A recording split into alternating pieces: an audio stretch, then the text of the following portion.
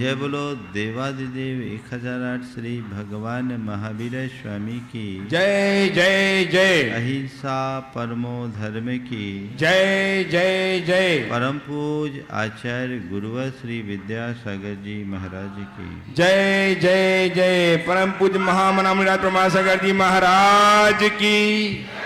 पाप हमारे अंदर की मलिनता है और मलिनता जितनी प्रगाढ़ होती है हमारा जीवन उतना विकृत होता है। ये हमारे आपके सबके अनुभव की बात है। कहीं गंदगी हो तो बदबू फैलती है और वहाँ हमें गुजरना भी अच्छा नहीं लगता, मुश्किल हो जाता है। बाहर की गंदगी हमें दिखाई पड़ती है, हम उसके निवारण का भी उपाय कर लेते हैं, तत्क्षण उस गंदगी को हटाते हैं और कुछ ऐसे चीज़ों का छिड़काव करते हैं जो उसके रहे सहे असर को कम कर दे। लेकिन भीतर की गंदगी के साथ उल्टा है।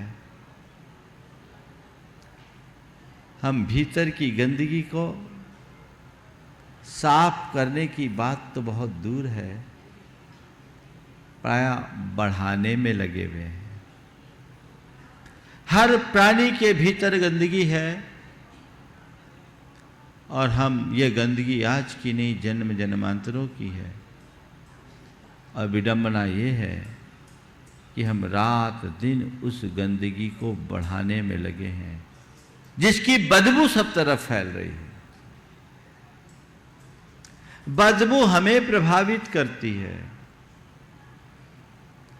हम उसे दूर भी करना चाहते हैं पर मूल पर हमारा ध्यान ही नहीं कि ये बदबू आ कहां से रही।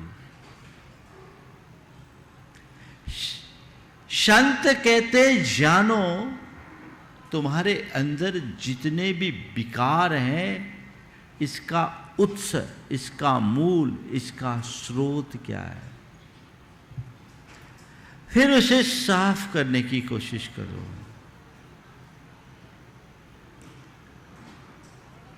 एक भी व्यक्ति ऐसा नहीं है संसार में जो पाप को चाहता होगा। चाहते हो क्या? नहीं चाहते ना? कोई नहीं चाहता। पाप को नहीं चाहते तो पाप से बचते क्यों नहीं?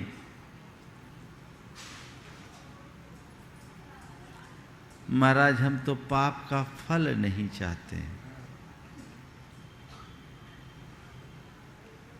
पाप से बचने की कोशिश करते, बच नहीं पाते। कदाचित एक स्टेप आगे बढ़े तो हम कुछ पापात्मक क्रियाओं से अपने आप को बचा भी लेते हैं, लेकिन असल पाप की तरफ हमारा ध्यान ही नहीं जाता। असल पाप क्या है जो हमारे जीवन को विकृत बना रहा है, उसे पहचानना बहुत जरूरी है और उसे साफ करना भी हमारी सबसे बड़ी प्राथमिकता होनी चाहिए। असल पाप को पहचानो और उसे साफ करने के लिए संकल्पित हो। असल पाप क्या है? तो आचार्य कुंद कुंद वही बात हम सबको समझा रहे हैं। चर्या पमाद बहुला कालुसम लोलदाय विषयेषु परिपरितापवादो पावस्य आसवम कुणदी। प्रमाद बहुल चर्या जिसकी चर्चा मैंने कल आप सबसे विस्तार से की थी, अब दूसरे क्रम में है कालुषम।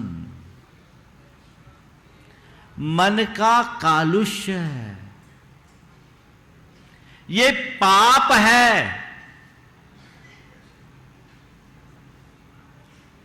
अपने मन से पूछो क्या तुम्हें पाप के रूप में दिखते हैं? जब कभी किसी व्यक्ति से पाप की बात की जाए तो उसे बाहर के पाप दिखते हैं। किसी व्यक्ति के लिए अगर पापी कहा जाए तो हमें वो व्यक्ति बड़ा हिंसक, क्रूर, व्यभिचारी, चोर, असत्यवादी, धन लोलुप व्यक्ति के रूप में दिखाई पड़ेगा। ऐसा ही है ना? निश्चित ऐसा कर्म करने वाले पापी हैं, लेकिन इस भ्रम में मत रहना। हाँ हाँ, ऐसा कर्म करने वाले पापी हैं, लेकिन इस भ्रम में मत रहना कि जो ऐसा नहीं करते हुए पाक साफ है।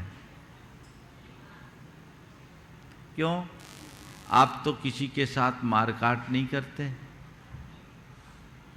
झूठ भी कम ही बोलते हैं, चोरी चमारी का धंधा करते नहीं, सील सदाचार से रहते हैं और बहुत प्रगाढ़ लालसा भी धन पैसे की नहीं रखते, उदारता पूर्वक दान धर्म भी करते हैं। मतलब आपको निष्पाप होने का प्रमाण पत्र तो मिलना ही चाहिए।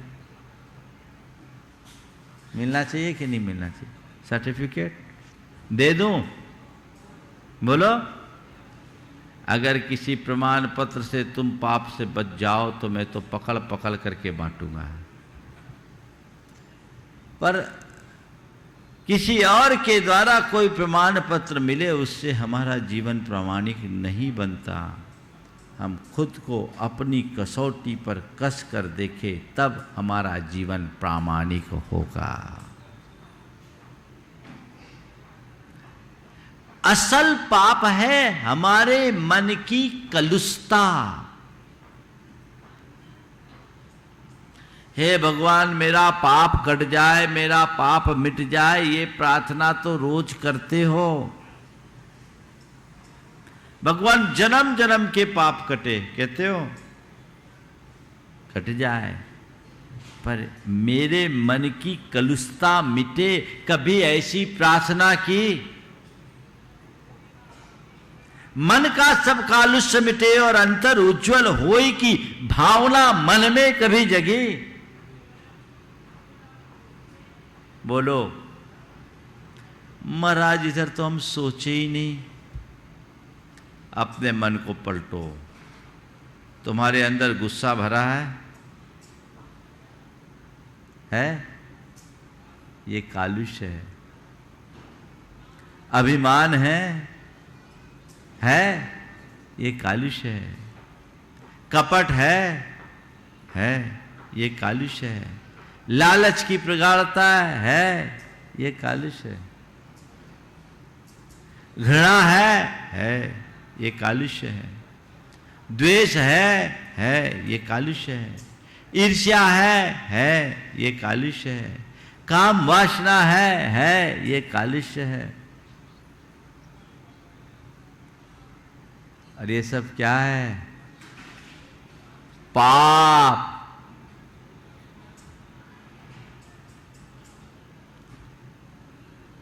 अपने मन से पूछो कि इस कालुष को साफ करने का मनोभाव कभी होता है? जितने धर्मी लोग हैं सब पुण्य के प्रार्थी हैं और कथित रूप से सब पाप भीरू हैं, है ना? पुण्य के उपासक और पाप से भीरू अच्छे लक्षण होना चाहिए, पर तुम्हारी पाप भीरुता किस पाप से? केवल बाहर के पाप से या भीतर के भी पाप से?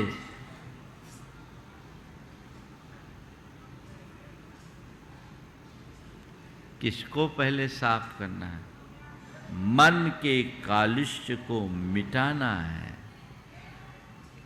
ये हमारा प्रबल पुरुषार्थ है, इसके प्रति हमारी प्राथमिकता होनी चाहिए। कि मैं मन का कालुष मिटा कर ही दम लूंगा।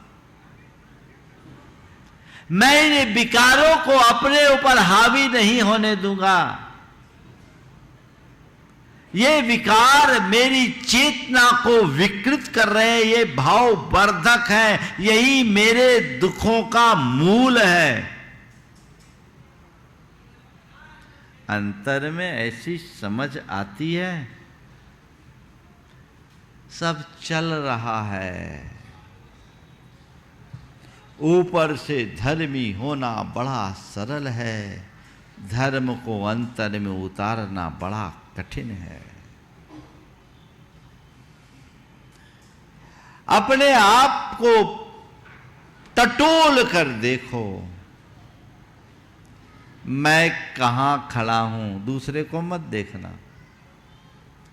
दूसरे तो तुम किसी को भी देखोगे तुम्हें कामी क्रोधी लोभी लालची दिखेगा, दिखेगा। और खुद हम तो दूध के धुले हैं, हमारी तो बोलो ही नहीं महाराज। इस दुनिया का सबसे श्रेष्ठ प्राणी यदि कोई है तो मैं हूं। क्या बात, भगवान करे आप सर्वश्रेष्ठ बन जाओ। पर सर्वश्रेष्ठ कहने और कहलाने से कुछ नहीं होगा, सर्वश्रेष्ठ करने से होगा, तब सर्वश्रेष्ठ बनोगे। उसकी तरफ दृष्टि होनी चाहिए।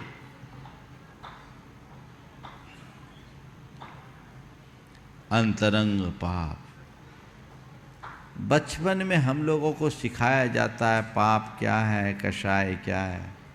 सिखाया जाता है कि नहीं सिखाया जाता? पाठशाला में 5 पाप है, 4 कषाय हैं, सिखाया गया। पर उस समय हम 5 पाप पर तो फिर भी ध्यान दे देते, 4 कषाय को पुष्ट करने लगते हैं।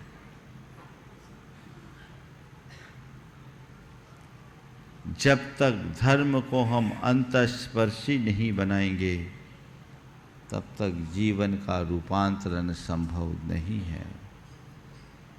मुझे तब बड़ा आश्चर्य होता है जब अच्छे अच्छे धर्मी लोग अपने मन में इस प्रकार की नकारात्मकताएं भरे रहते हैं। छोटी छोटी बातों में आज जो गड़बड़ियां हो रही है उसका मूल क्या है? यही है ना, अपने अंदर की नकारात्मकताओं को, इन कलुषताओं को दूर करना है, विशुद्धि बढ़ाओ। हमारे शास्त्रों में विशुद्धि और संक्लेश को अलग तरीके से परिभाषित किया गया। मन की निर्मलता का नाम विशुद्धि है और मन की मलिनता का नाम संक्लेश। ये तो हम लोग जानते हैं, पर शास्त्रों में इसके रिएक्शन के आधार पर इसकी परिभाषा गढ़ी है। धौला में कहा विशुद्धि किसको कहेंगे? मन की निर्मलता? बोले नहीं। संक्लेश किसको कहेंगे? मन की कलुषता? बोले ये परिभाषा हम नहीं बताएंगे। बोले क्या? साता आदि प्रशस्त कर्मों के बंध योग परिणाम का नाम विशुद्धि है। साता आदि प्रशस्त यानी शुभ कर्म, पुण्य कर्मों के बंध के योग्य परिणाम का नाम विशुद्धि, और असाता आदि अशुभ कर्मों के बंध योग परिणाम का नाम संक्लेश।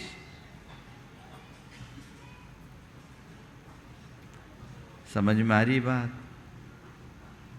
तो विशुद्धि से पुण्य बंधता है, इसलिए विशुद्धि ही पुण्य है, और कलुषता से पाप बंधता है, इसलिए कलुषता ही पाप है। ये अंतरंग में बैठा लीजिए।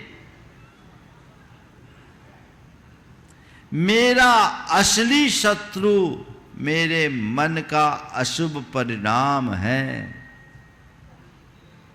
मेरे अंदर के विकार हैं, मुझे इन्हें मिटाना है। जब तक मैं विकारों को पुष्ट करता रहूंगा, संसार में उलझा रहूँगा। अपने जीवन का असली रस भी वे ही ले पाते हैं जो अपने विकारों का शमन करते हैं। ये विकारों में तो उद्वेग आता है जो हमारे अंदर की सहजता को नष्ट कर देते हैं। आप कहोगे महाराज ये उपदेश तो हम लोग हमेशा सुनते आए, आप लोग भी यही सुनाते हो,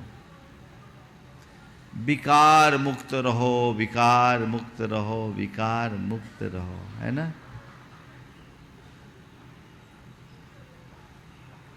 पर कैसे बचें? हमारे अंदर दो तरह के विकार हैं। एक विषय रूप विकार और दूसरा कषाय रूप विकार। विषय और कषाय। विषय यानी 5 इंद्रियों के योग्य पदार्थ और उनके प्रति जो हमारी आसक्ति है, उनके प्रति जो हमारा आकर्षण है, ये विषय विकार है। अब कषाय तो हम जानते हैं। ये दोनों प्रकार के विकार हैं, इनका निवारण कैसे करें? तो हमारे शास्त्रों में 2 उपाय बताए, ज्ञान और वैराग्य। क्या बताया? ज्ञान और वैराग्य। कषायों का शमन ज्ञान से और विषय विकारों का शमन वैराग्य से होगा। अंदर ज्ञान भाव जगाओ, यानी अपनी सही समझ विकसित करो।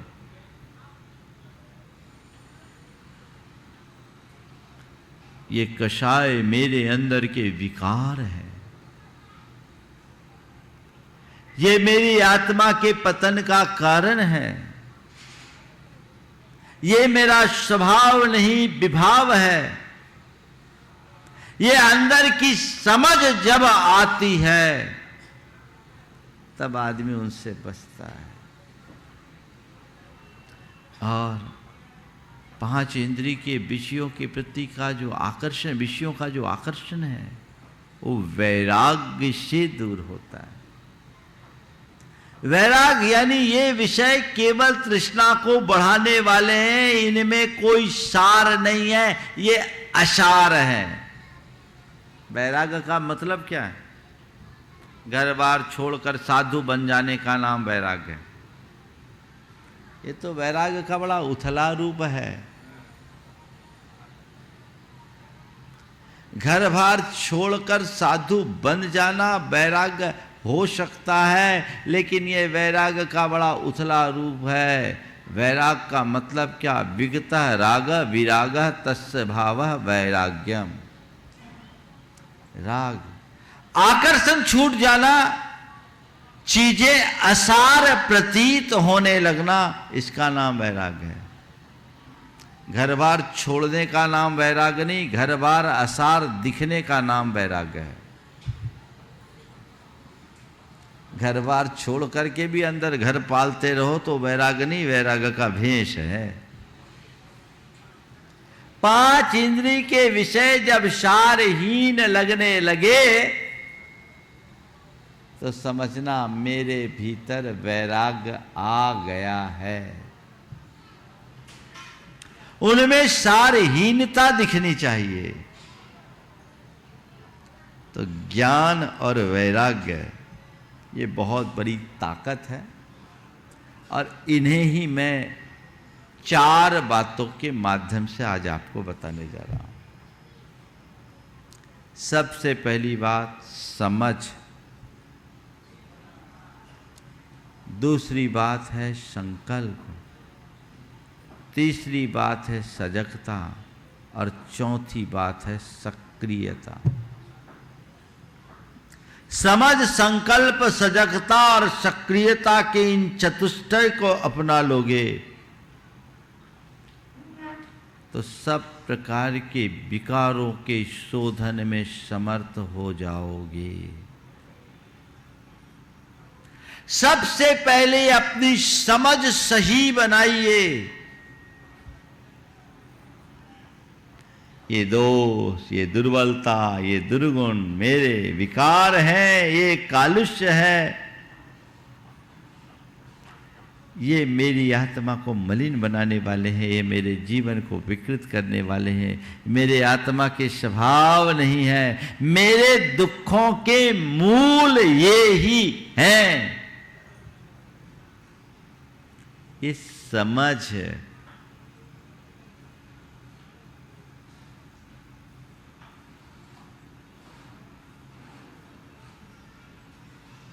ये समझ अपने अंदर हो। अभी इनके प्रति कैसी समझ है? अरे ये सब तो चलता ही है, थोड़ा बहुत तो चाहिए ही, अगर ये नहीं है तो लोग हमको तो बेवकूफ़ समझ लेंगे, भोला भंडारी समझ लेंगे, थोड़ा बहुत तो चाहिए। यही समझ ना समझी है। सही समझ भीतर जगे। मैं कौन हूं और ये विकार मेरे साथ क्या संबंध रखते हैं? आचार्य कुंद ने समय सार में आश्रवाधिकार की व्याख्या करते हुए की एक बहुत अच्छी गाथा दी। नादून आशवानम असुचित्तम च विवरीय भावम च दुःखस्य कारणन्ति तदो नियतिम कुनदि जीवो। ये सारे विकार अध्रुव है, अनित्य है, विपरीत भाव है, दुख के कारण हैं। जब तक तुम्हारे हृदय में ये समझ नहीं बैठेगी तब तक उनसे दूर होना संभव ही नहीं है। क्या करना चाहते हो? विकारों को नष्ट करना चाहते हो या पुष्ट करना चाहते हो?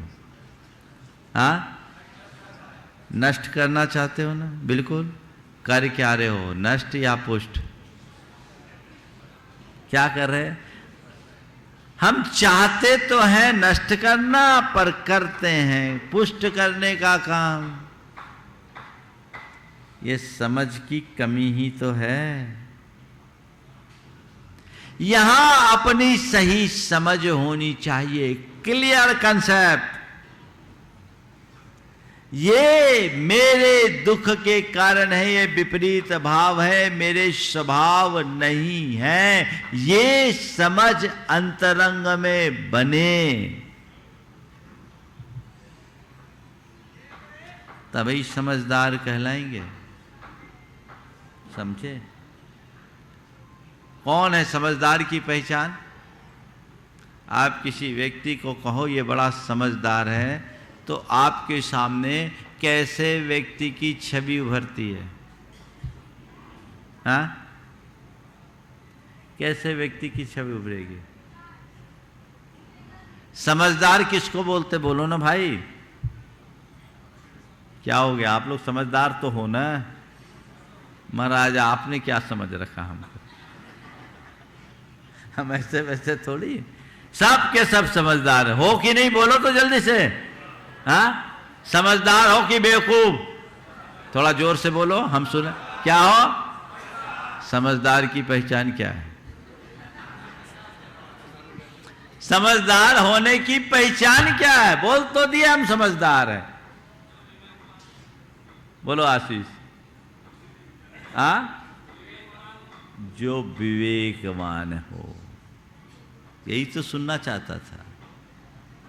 कबीरदास ने बहुत अच्छी बात की। समझा समझा एक है, अनसमझा सब एक। समझा समझा एक है, अनसमझा सब एक। और तिनको समझा जानिए जिनके घट में विवेक। बहुत अच्छा उत्तर दिया मनीष भाई ने। जिसके अंदर विवेक है वह समझदार है। तो आपने अपने आप को समझदार तो कह दिया, थोड़ा देखो वो विवेक है भी कि नहीं। जब तक तुम अपने विवेक से जुड़े हो तुम्हारे अंदर समझदारी है, विवेक को खोना ही पागलपन। समझ गए? और आजकल स्थिति बिल्कुल अलग है। आज के मनुष्य की स्थिति बड़ी अलग है। वो बातें समझदारों की करता, व्यवहार पागलपन का। बातों में समझदारी दिखती है, व्यवहार में पागलपन है ना। तो ये ऊपरी समझ किसी काम की नहीं, समझ भीतर की होनी चाहिए। समझ ये मेरी दुर्बलताएं, ये मेरे दोष है, ये मेरे विकार है, ये मेरे दुर्गुण हैं, ये समझ अंदर होना चाहिए। स्वभाव नहीं, विभाव है। ये मेरे पतन का कारण है, ये मेरी चेतना को मलिन बनाने वाले, ये समझ अंतरंग में होना चाहिए। एक सवाल करता हूं आपसे, जो कार्य आप अनुचित समझते हो वो काम कभी करते हो क्या? हो सकता है इस सभा में बैठा हुआ कोई ऐसा व्यक्ति हो जो कभी स्मोक भी करता हो और शराब भी पीता हो। लेकिन स्मोक करने वाला, शराब पीने वाला व्यक्ति चेन स्मोकर भी हो, रोज सुबह से शराब पीने वाला हो, वो भी क्या यहाँ पर शराब पीना चाहेगा, यहाँ पर स्मोक करना चाहेगा? क्यों? उसे समझ है कि यहाँ उचित नहीं है। किसने रोका उसको समझ शराब से? किसने रोका नशा से? उसकी समझ ने। तो जिन बातों को आप अनुचित समझते हो उसे बच जाते हो।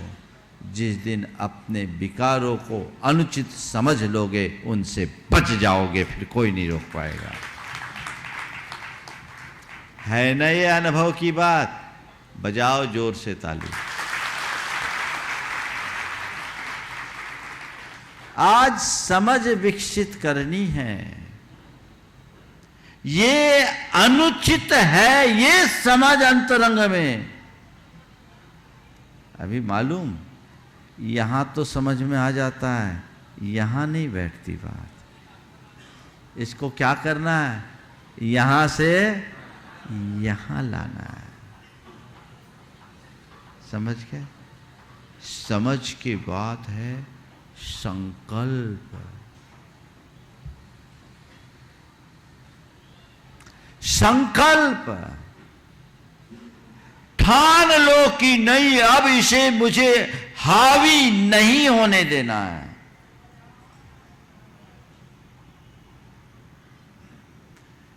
अगर मेरे स्वभाव में गुस्सा जुड़ गया है, मैंने समझ लिया ये गुस्सा मेरे लिए हानिकारक है, अब मुझे संकल्पित होना है कि मुझे गुस्सा नहीं करना।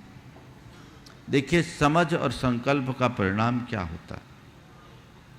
मेरे संपर्क में एक सज्जन, अभी इस दुनिया में नहीं रहे, लेकिन बड़े क्रोधी व्यक्ति, जिसे यदि मैं प्रचंड कह दूं तो बुरा नहीं। वो क्रोधी नहीं, क्रोध की मूर्ति था। बड़ा दबंग। जिस गांव में वो रहता था उस गांव के अच्छे अच्छे ठाकुर भी उससे घबराते थे। स्वभाव ही गुस्सा में। उससे अब कोई कुछ बोलना नहीं चाहता। एक रोज क्या हुआ, बोलने की हिम्मत भी नहीं कर। एक रोज मैं सामायिक से उठा और वो 1 बजे सीधे मेरे पास आ गया, आंखों में आंसू। देख के मुझे बड़ा आश्चर्य हुआ, ये आदमी इतना भावुक होकर आज कैसे आया। उसने कहा, महाराज आज मन बड़ा कचोट रहा है, मैं भीतर से हिल गया। क्या हुआ? बोले, महाराज जी मैं दोपहर का खाना खाने के लिए आया था, आज थोड़ा जल्दी आ गया मेरी बहू अपने भाई से बात कर रही थी। बहू तो अपने भाई से बात नहीं करेगी तो किससे करेगी? नहीं महाराज, वो बात नहीं है। जो बात मैंने सुनी उससे मैं हिल गया। बहू कह रही थी कि मुझे तो ऐसा लगता है मैं नरक में आ गई। पापा जी का स्वभाव तो एकदम राक्षसों जैसा है, सवेरे से गुस्सा करते हैं और क्या बोलते कुछ पता नहीं। भैया मैं कहाँ आ गई, मुझे तो आपने नरक में भेज दिया। जब व्यक्ति की होनहार अच्छी होती है तो प्रतिक्रियाएं भी अच्छी हो जाती। उसके बड़े बेटे के विवाह के कोई 2 महीने हुए थे, ये शब्द सुना, वो हिल गया और बोला महाराज मैं उल्टे पांव आपके पास आ गया। मुझे लगा कि बहू सही बोल रही है, दोषी मैं हूं। बहू सही बोल रही है, दोषी मैं हूं। महाराज अब रास्ता बताओ, मुझे इस गुस्सा को खत्म करना है। मुझे समझ में आ गया कि ये मेरा बहुत बड़ा दोष है, जिसे मैं आज तक अपनी शान समझता था, अपनी ताकत समझता था। आज मुझे समझ में आ गया ये तो मुझे राक्षस बना रहे। मेरे घर को नरक बनने से बचाओ महाराज। भावुक शब्दों में बोला उसने, स्वरों में बोला। मैंने उसे समझाया और कहा भैया सुबह का बुला शाम को घर लौटाए तो भूला नहीं कहलाता। आज भी तुम चाहो संकल्पित हो जाओ कि मुझे नहीं करना।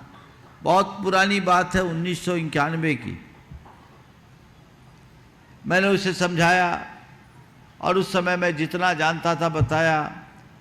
और उसी समय एक पेपर में लेख पढ़ा था, वो मेरे पास था, कि बागवानी करने से भी क्रोध कम होता है। मैंने उसको देखा, देखो ये है उपाय, जो मुझे जितनी जानकारी थी वो तो मैंने बताया, ये भी तुम करो। उसने तत्क्षण अपने अंदर बदलाव घटित किया। घर के पिछवाड़े में एक थोड़ा सा बगीचा भी लगा लिया, वहाँ वो बागवानी भी करने लगा। आप सुनकर के ताज्जुब करोगे, उस दिन के बाद जो आदमी प्रचंड स्वभावी था वो सौम्य मूर्ति बन गया। जादुई परिवर्तन उसे समझ में आ गया, उसके दिल में बैठ गई कि ये क्रोध मुझे राक्षस बना रहा है। मुझे राक्षस नहीं बनना। कोई बनना चाहता है क्या? नहीं ना कोई। तो राक्षसी रूप क्यों धरते हो? गुस्सा में तो राक्षसी रूप हो ही जाता है। उस व्यक्ति के दिल में यह बात बैठ गई कि क्रोध मुझे राक्षस बना रहा है। समझ सही हुई, संकल्प जगा, बच गया। उस व्यक्ति का अंत भी बहुत अच्छा हुआ। तो समझ हो फिर संकल्प। अंदर दिल में बात बैठाइए, दिमाग में नहीं। महाराज तो सही कह रहे हैं। लोग बोलते हैं महाराज ने आज बहुत अच्छा प्रवचन दिया, तो बोलो खराब कब दिया? प्रवचन कभी खराब होता है क्या? प्रवचन रोज अच्छा है, लेकिन ये तुम्हारे दिल से नहीं निकलता है, दिमाग से निकलता है। यहां बैठनी चाहिए समझ। समझ के बाद संकल्प। ठान लो कि अब मुझे अपने आप को सुधारना ही है। अब मैं अपने आप को सुधार कर छोड़ूंगा। कलुषता को मैं अपने अंदर हावी होने ही नहीं दूंगा। ये संकल्प। संकल्प में बहुत बड़ी ताकत होती है। ऐसी कोई दुर्बलता नहीं जिसे मनुष्य अपने संकल्प के बल पर दूर न कर सके। समझ के साथ संकल्प। कोई के कहने से किसी को खुश करने के लिए संकल्प ले तो बात अलग है। मैं शिखर जी की वंदना कर रहा था, पारसनाथ टोक में था। एक दंपति थे, 9 दंपति थे। पत्नी ने कहा देखो महाराज जी के सामने वंदना हो रही है, इतने बड़े क्षेत्र में हम आए हैं, अपनी शादी हुई है, आप संकल्प ले लो, गुटखा छोड़ दो। उसने पत्नी की तरफ देखा, फिर मेरी तरफ देखा, मुस्कुराया, कहा महाराज आज से गुटखे का त्याग। हमने कहा सब नशीली वस्तुओं का त्याग। बोले महाराज आज से गुटखा आदि सब नशीली वस्तुओं का त्याग।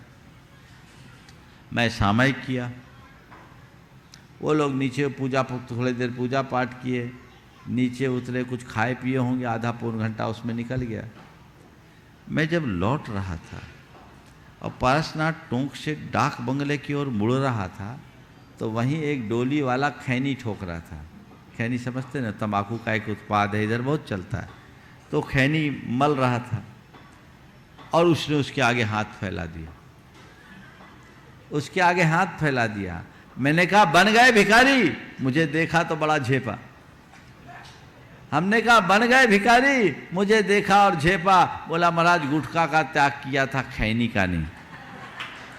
वो आसाम का बंदा था, गुटखा का त्याग किया था, खैनी का नहीं। दूसरों के दबाव में लिया गया संकल्प शिथिल हो सकता है, पर स्वयं की समझ से लिया गया संकल्प वज्र संकल्प होता है। ये दृढ़ रहो। कोई भी संकल्प लो तो उसके साथ ये बात जोड़ो, ये संकल्प मैंने लिया है, मेरा संकल्प है, मैंने अपने हित की भावना से ये संकल्प लिया है, मैं इसे निभाऊंगा, तब संकल्प निभेगा। नहीं तो जितनी जल्दी संकल्प लेते उतनी जंगली संकल्प टूट जाता है। संत कहते हैं संकल्प लचीला नहीं, वज्र संकल्प होना चाहिए। प्राण जाए पर प्राण नहीं जाए, वचन नहीं जाए, ऐसा संकल्प। फिर सक्रियता, चौथी बात सक्रियता, समझ, संकल्प, सजगता और सक्रियता। सजगता नहीं बोला, सजगता, जागरूक रहो, मेरा संकल्प कहीं टूटे नहीं, ये सजगता अपनी होनी चाहिए। और अपने संकल्पों की पूर्ति के साथ सक्रिय बने रहो। और सक्रियता का एक बहुत अच्छा रास्ता है आत्म सुझाव, भावना योग। आत्म सुझाव दो, कुछ ऐसे अफर्मेशंस दो जिस दुर्बलता से आप अपने आप को बचाना चाहते हैं। अपने सबकॉन्शियस माइंड में उसके विधायक वाक्यों को भरना शुरू करें। मुझे सकारात्मक रहना है, मुझे सहज रहना है, मुझे शांत रहना है, मुझे संयम रखना है। ये कुछ ऐसे वाक्य हैं, इन्हें बार बार दोहराइए। मैं कहता हूं भगवान के नाम की माला न जपो तो चलेगा, पर ये जप लो, इसे दोहरा लो, तुम्हारा जीवन बदल जाएगा, इसमें कोई संशय नहीं। बहुत लोगों को मैंने देखा है जिनको बड़ा गुस्सा आता था, बदल गया। मैं भोपाल में था, एक युवक की बाइक में लिखा था मुझे शांत रहना, टंकी में। हमने कहा, बोला महाराज आपका शिविर अटेंड किया था भावना योग का बामन गजा में। तो वो बोले, तो उसके पहले तो उसकी धर्मपत्नी ने कहा महाराज जी इनके ऊपर जादू हो गया। बोले क्या हो गया? बोले बड़े बड़े गुस्सैल थे महाराज, लेकिन ये आए और बस मुझे शांत रहना है, मुझे शांत रहना है। 108 बार घर की छत पे दोहराते हैं महाराज, अपने दरवाजे पे भी लगा दिया, मोबाइल की रिंगटोन में भी यही है महाराज, बैग में भी यही है। मैंने पूछा क्या हाल है? बोला महाराज जी 3 महीने में चमत्कार हो गया, अब मुझे गुस्सा नहीं आता। और वो नहीं बोला, उसकी धर्म पत्नी कह रही है महाराज जादू हो गया। तो जादू किससे हुआ? अपने आप की सक्रियता से। आपको सक्रिय रहना पड़ेगा। जो आप पाना चाहते हैं, जैसा आप होना चाहते हैं, उसके लिए सजगता के साथ जब सक्रियता जुड़ेगी तभी वो घटेगा। ऐसा कोई चमत्कार नहीं कि हम एक जादू की छड़ी तुम्हारे सिर पे घुमा दें और तुम बदल जाओ। न भूतो न भविष्यति। उसके लिए तुम्हें खुद को तैयार करना पड़ेगा। जो चाहिए, जैसा होना चाहते हो वैसा आत्म सुझाव अपने अंतरंग में जगाइए और जीवन में आमूलचूल परिवर्तन घटित कर लीजिए। तो कालुष हटेगा, तब पाप छटेगा और तब सच्चा धर्म पलेगा। ऊपर की क्रियाओं का धर्म बड़ा सरल है, भीतर की प्रक्रिया बदलना बहुत कठिन है। अपने आप को बदल डालने के लिए संकल्पित होइए, सजग रहिए, सक्रिय रहिए, जीवन की सही समझ विकसित कीजिए, तो जीवन धन्य होगा। समय आप सबका हो गया है, इसलिए अंदर के कालुष को मिटाइए। अभी ये लंबी चलेगी विवेचना, है ना, अभी चल रहा, अभी एक ही गाथा चल रही है और मुझे लगता है 4-5 दिन और चलेगी। लेकिन जो बातें हैं आचार्य कुंद के हार्द को समझने की बातें हैं, इन्हें हम समझे और धर्म के मूलभूत तत्वों को व्यवहार मूलक दृष्टि से समझे, तब हम अपने जीवन में बदलाव लाएंगे। मुझे आशा है आपको ये सब बातें समझ में आई होगी, आप संकल्पित भी होंगे, सजगता भी अपनाएंगे और सक्रियता से अपने जीवन को रूपांतरित करेंगे। इसी शुभ भाव के साथ यहीं पर विराम। बोलिए परम पूज्य आचार्य गुरुवर श्री विद्यासागर महाराज की जय जय जय।